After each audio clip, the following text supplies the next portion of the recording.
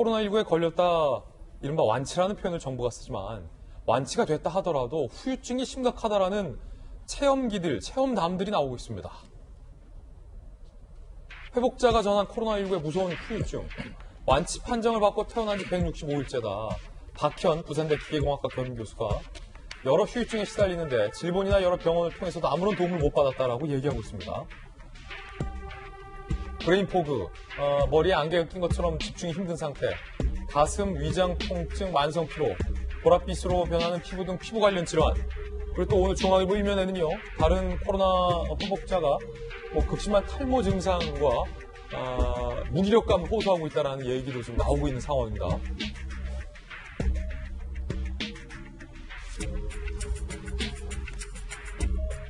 요즘도 마스크 안 쓴 사람이 꽤 많다. 완치자라는 말에 속아서 중장기 후유증을 겪는 회복자들이 많다는 걸 모르는 듯 싶다. 최선은 안 걸리는 것뿐이다. 라고 얘기하고 있습니다.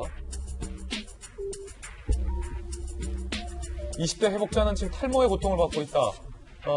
이모 씨는 완치 후에도 탈모가 계속되니 이제 무섭다. 의료진은요, 코로나19로 인한 탈모 사례는 아직 없다. 스트레스 때문이다. 라고 얘기는 하고 있지만, 김정희 교수님, 네. 아직 의료진도 후유증이 뭐다, 있다, 없다를 단정할 수 있는 단계 아니잖아요. 그런데 이렇게 증상을 호소하시는 분들은 많이 나오고 있고. 네, 그러니까 우리나라에서는 지금 그러니까 박 교수가 어떤 이런 후유증에 대해서 제기를 하면서 이제 알려지기 시작하는 거고, 실제로 외신들은 많이 보도를 했습니다. 그렇군요. 그러니까 호흡곤란 증상의 후유증도 있고, 지금 얘기하는 브레인 포그 현상도 계속 얘기를 하고 있거든요. 외신에서도 공통적으로. 예, 그 영국에서는 과거에 물론 코로나19의 직접적인 증거는 없습니다만, 과거에 메르스나 사스 때를 비추어 봤을 때 감염됐다가 회복이 되신 분들 중에 한 30% 정도는 호흡곤란, 그러니까 폐 조직이 완전히 복원이 안 될 수도 있다라는 가능성도 얘기를 한 바 있고요. 예. 실제로 미국의 이 코로나 후유증 센터에서 얘기하는 것도 실제로 지금 박 교수가 얘기하는 것처럼 유사한 후유증 증상을 계속 얘기를 하고 있습니다. 그래서 지금 그러니까 기본적으로 제가 보기에 이 근본적인 원인은 그러니까 정확하게 뭐 때문에 그런지는 모르나 이제 체내의 혈류의 순환을 방해를 하는 요인이 있는 것 같고요. 그게 뇌 혈류를 장애를 유발을 했을 때 지금 브레인 포그 현상이 나타나는 거거든요. 그래서 브레인 포그 현상은 비단 지금 이러한, 그러니까 코로나19뿐만 아니라 과거에도 이제 알려져 있습니다. 그러니까 과도한 스트레스나 아니면 수면 장애라든가 아니면 알러지 반응도 있을 수도 있고요. 실제로 최근에는 그러니까 장내 세균의 급증을 했을 때도 이러한 증상이 나타날 수도 있고, 갑상선하고도 관련성이 있다, 뭐 이런 얘기가 있습니다. 어쨌든 근원적으로 코로나19 회복 환자들 중에서 이 혈류의 흐름을 방해하는 요인이 있는 것 같고, 그게 브레인 포그 현상으로 나타나서 지금 기억력 감퇴라든가 집중력 저하라든가 이런 증상들이 나타난다, 이렇게 보고 있습니다. 그래서 향후에 지금 상황은 코로나가 재확산된 상황이고 좀 급박한 상황이다 보니까 채 대처를 못할 수도 있습니다만, 향후에 이 코로나19가 어느 정도 정리가 되면 이 후유증을 앓고 계시는 분들한테 어떤 보건적인 지원도 고려를 해야 된다, 이런 생각을 가지고 있습니다. 그렇군요. 이렇게 후유증의 가능성도 나오고 있는데, 한 가지 사례를 좀 우리가 좀 봐야 될 것 같습니다.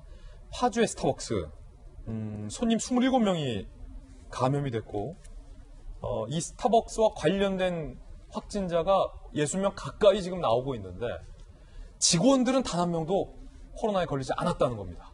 그 비결이랄까요? 그 이유, 원인은 무엇일까? 왜 직원들은 똑같이 에어컨 밑에서 더 오래 있었는데 코로나19를 피할 수 있었던 것일까? 이거를 좀 잘 봐야 될 것 같습니다. 이거 오늘의 교훈입니다. 어제 기준 파주 스타벅스 야당 역점 관련 확진자가 56명. 매장 2층에 머무는 손님 27명이 무려 집단 감염이 됐습니다. 얼마나 무섭습니까? 30분 정도 머물렀던 분들도 감염됐으니까. 그런데 수시로 2층을 오가며 근무한 직원들은 단 한 명도 확진이 안 됐다. 자, 공통점이 있었습니다. 보니까 직원들 모두 KF94 마스크와 위생 장갑을 착용하더라 라는 공통점을 발견한 겁니다. 워낙 당연한 말입니다만 파주 스타벅스가 그랬대 라고 하니까 더 와닿죠. 마스크를 착용하지 않고 마스크를 착용하지 않은 사람에게 확진자가 옮길 수 있는 확률은 90%. 건강하든 말든. 그런데 감염자가 마스크를 쓰고 건강한 사람도 마스크를 쓰면 불과 9%의 감염률이 1.5%로 떨어진다. 김정희 교수님. 네. 자, 파주 이 스타벅스 직원들이 코로나19에 안 걸렸던 이유는 결국 마스크였네요, 마스크. 맞습니다. 마스크밖에 없습니다. 지금 2층의 커피숍 2층에서 27명의 그 손님들에서 확진자가 나온 거는 이건 비말에 의한 전파만은 아닙니다. 이거는 어쨌든 계속 언급되는 것처럼 에어컨 등에 의해서 약간 공기 전파 양상을 뗐던 걸로 보이고, 그러면 왜 직원들은 감염이 안 됐느냐? 마스크입니다. 그러니까 실제로 우리 주변에서 커피숍 가더라도 직원들은 항상 마스크를 쓰거든요. 그리고 위생장갑을 끼는 사례도 있고 안 끼는 사례도 있습니다만 어쨌든 지속적으로 손을 씻거나 손소독을 하는 거를 보고 있거든요. 그러니까 이런 상황들은 실제로 감염을 크게 줄일 수 있다. 대표적으로 우리가 이 정도 확산이 됐으면 지하철을 통한 대규모 확산이 진행돼야 되는데 예. 지하철에서 다 마스크를 쓰고 계시지 않습니까? 그러니까 감염이 안 되는 거예요. 그렇군요. 그러니까 마스크 착용의 중요성이 굉장히 많이 부각되는 사례고, 앞으로도 이런 사례들, 대표적으로 좀 위험한 케이스들이 식당, 커피숍 이렇게 마스크를 벗을 수밖에 없는 환경이 놓인 이런 시설들에 대해서 어떤 방역 조치를 할 거냐, 이거 좀 고민을 좀 해봐야 된다 생각하고 있습니다. 예, 반드시 마스크를 꼭 써야 한다는 교훈을 스타벅스 사례를 통해서 다시 한번 봤습니다. 코로나19와 관련된 소식 집중적으로 살펴봤습니다. 김정희 교수님 감사합니다.